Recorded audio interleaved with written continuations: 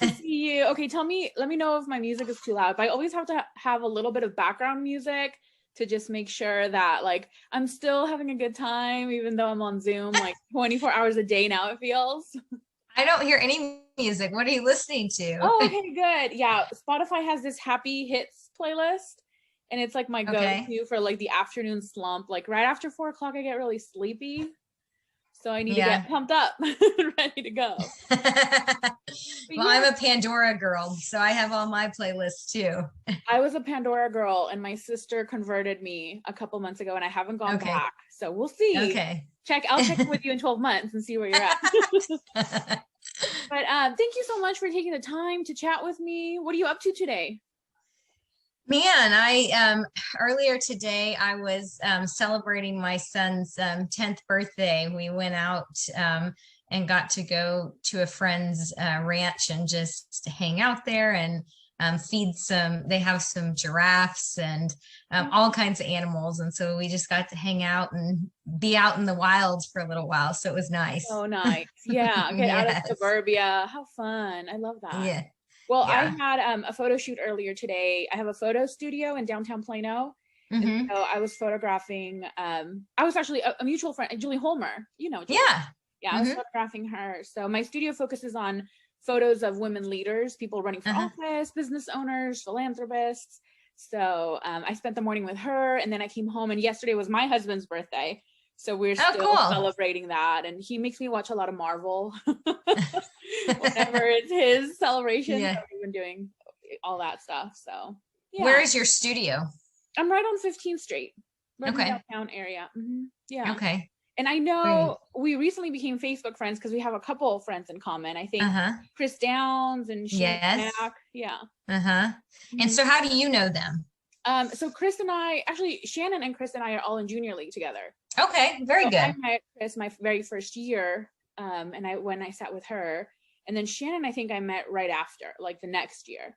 Okay. But they're both so involved in the community, so I love. Mm-hmm. And I saw too that Angie Sifferman is a mutual friend, and I Yes. love Angie, and Yes. we've got a couple friends. Yeah, there's a lot of great junior league people. Junior league is a great organization that makes such a positive difference in our community. Yeah. I know Shannon and I met through Leadership Plano. We went through Leadership Plano together. Oh So yeah. Okay, that's yeah. awesome. And now she's leading Leadership Plano, isn't she? Or she was for a while. Yeah, she was helping lead it. I'm not That's sure amazing. if she still is, but she definitely was and did a great job with that. And Do you know um, Carol Graysdorf as well? mhm, Oh, yes, I do. yeah. That's how I met her was through Leadership Plano. Plano. So Yeah. Oh, such yeah, a small world. But yeah, I think Plano, one of the things I love about it is how many women just roll up their sleeves and do things like PTA and, uh-huh, join clubs. And that's not, I think we take for granted that not every city is like that. yeah. So that's Well, that's what makes communities work and thrive, is everybody finding a way to give back. Everybody has a million things to do. Everybody has a reason why they can't give back. But when everybody finds the place that they can, that's really what makes our city successful. So I love hearing about other women and young girls. I got to speak with a Girl Scout troop a couple weeks ago, and I just love seeing the next generation of the female leaders rising up and saying, I want to give back to my community too. So my parents instilled that into me at a young age, that you give back when and where you can. And so I was blessed to have lived in Plano all my life, and a lot of people in Plano invested into me and helped me to get where I am. And so I just felt like it's my turn. I've got to give back to this city too. I love that. And so is public office the way that you are a role model for women and girls? Are you a member of any other groups? Well, I think public office is probably one of the ways that I'm most, I guess, most visible. But I think that honestly, the way that you're mostly a role model is more by the actions people see you take, right? The character that you have. And so I try to give back in lots of ways. So even years before I started serving in public office, I was serving either on the Plano Balloon Festival board or our Parks and Recreation board, or different nonprofits like that. I'm very involved in my local church, where even last week I spoke to the women in the women's group. I serve in the children's ministry. And I'm involved in the PTA at my kids' school. So I like to give back wherever there's an opportunity to give back. And so I've been, doing that for years, whether it was at SMU where I graduated and then I became a mentor to, new students coming in. I just think it's important to wherever you can find a place that if you have been blessed with some sort of talent or ability that you share that with others and give back. I love that. Yeah, I was listening to the Michelle Obama podcast and she interviewed the girls that she mentored, but then she interviewed the woman that mentored her in Chicago. And I just thought that's so cool. I'm a big advocate for mentorship as well. So I love that we have that in common too. And yeah, as Plano continues to become more and more diverse, are there programs that City Council or that you've worked on that has helped maybe our African American population?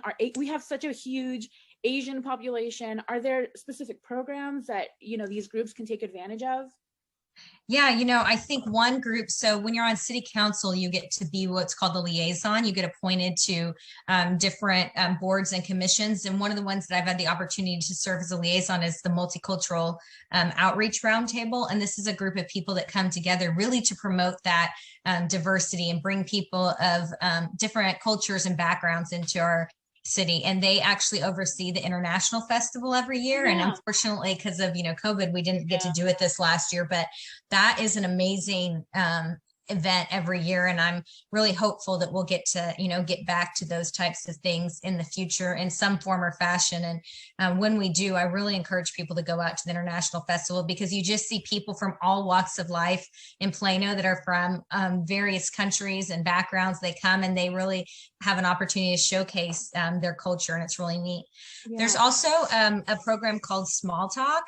And it is a program through our libraries. And this really helps people who English might be their second language get together in small groups and practice their English.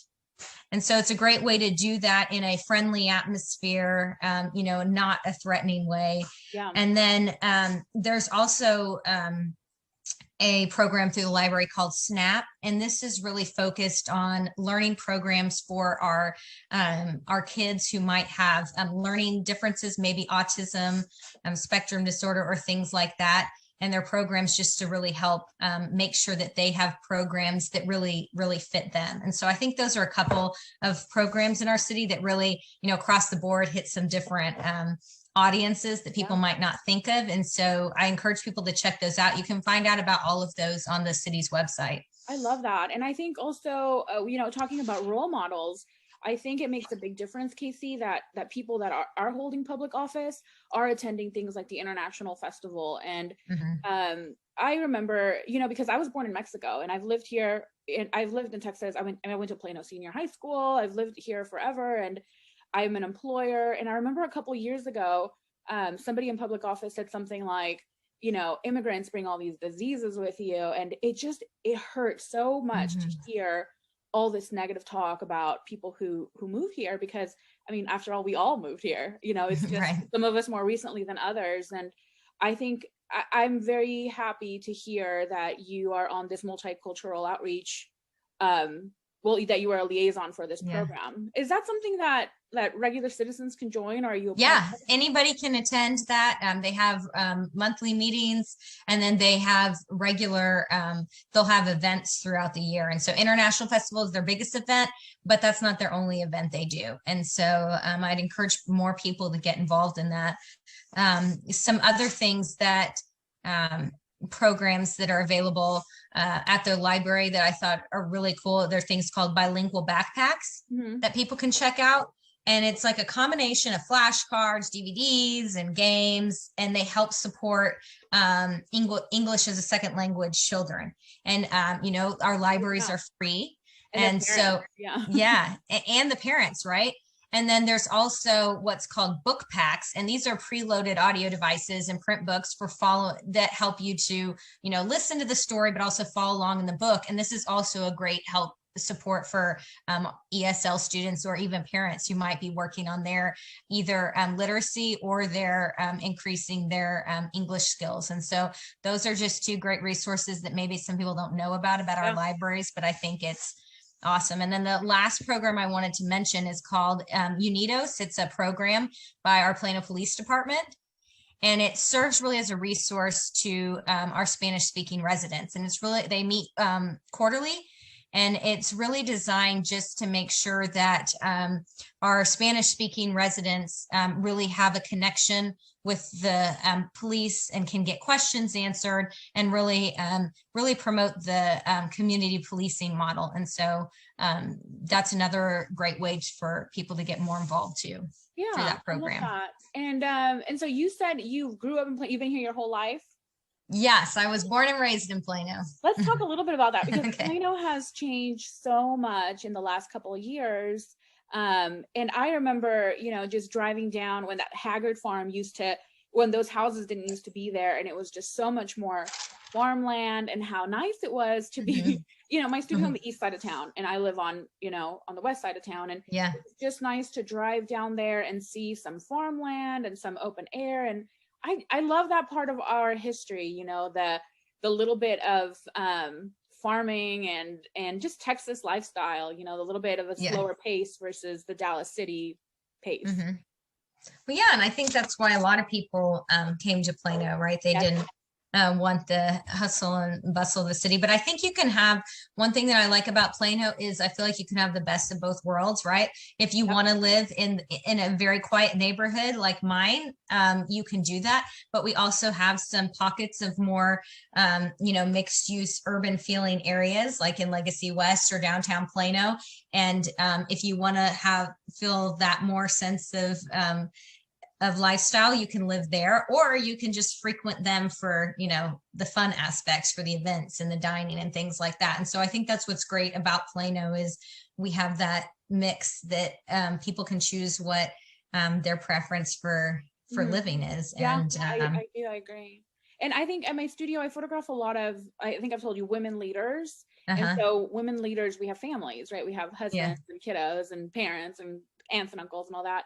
And I see a lot of families that maybe lived in McKinney and then moved to Plano, or lived in Anna, moved to Plano, lived in Plano, moved to Frisco or something like that. Especially, I've got a lot of friends now that have moved out to Frisco and Prosper. But then when they come back, some of the rules are a little bit different. Like one of the rules, which I personally think is a little strange, is how all of Collin County, as I understand it, allows a backyard chicken or backyard chickens.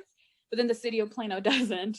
Yeah. So when I was looking into, hey, maybe I want to expand my garden a little bit and have a chicken or two and lay some eggs, I was really surprised to find that there's a group of Plano people hoping that the city will pass a chicken or a hen ordinance to allow us to have backyard chickens. If that group wanted to move in that direction, what are some of the things that city council would have to see? And would you support it? Well, I think this group has been great.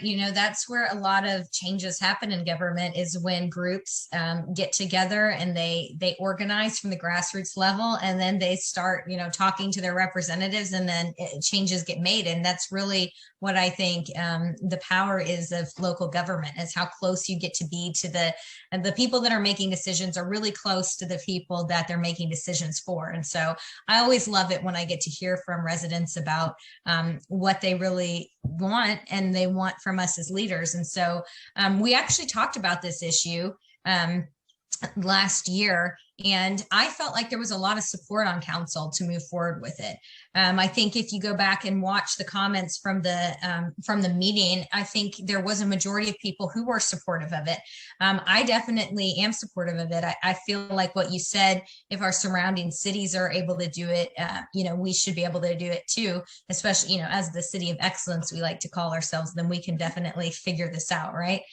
But I think the one sticking point that we came to was our staff really felt like they didn't have the resources, because over the years they've had, back in 2008, when we've had a recession and things like that, the Animal Services Department had to take some cuts. And so they haven't gotten back up to the levels that maybe they need to be at to add another program. And so I think some of us felt like, well, if we're going to add a new program, let's do it right. Let's make sure that our staff we're not overburdening them, that we can provide them with the resources they need. They need to have the correct things, you know, whether it be the chicken coops or other things like that. They need to be able to have those resources.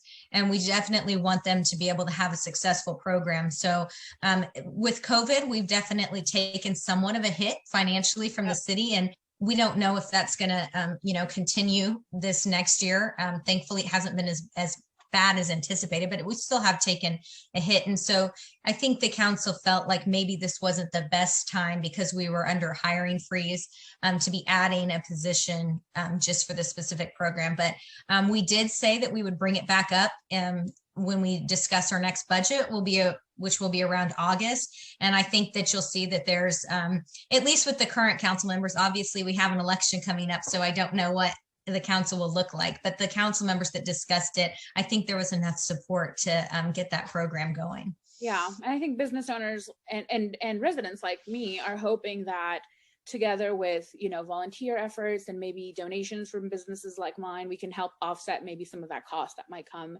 to the city if that's a barrier. But that's probably something more to discuss with the group and then come prepared Yeah. when we speak to council. But I really just wanted to reach out and get to know you a little bit more and more about where you stand on things. And it is a pleasure to work with somebody and to know somebody who is in this nonpartisan role that's just helping all of the citizens of Plano. You know, that's really important to me as a person, that everybody in Plano, regardless of their background, feels like they're a part of the community and a welcome part of the community. And I just want to thank you, because I watch you and I do see that you do a good job of doing that. So thank you very much.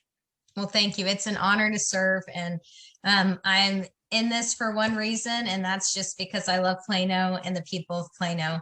And so I hope I have the opportunity to continue to serve you guys, because it really is an honor to do that. So anybody can feel free to reach out to me anytime. I can be reached by email at kp@princeforplano.com, and you can learn more about what I'm passionate about and want to do in my next term at princeforplano.com. Thank you, Casey. All right. Thank you so much. I appreciate talking to you. Talk to you soon. Bye. Okay. Bye.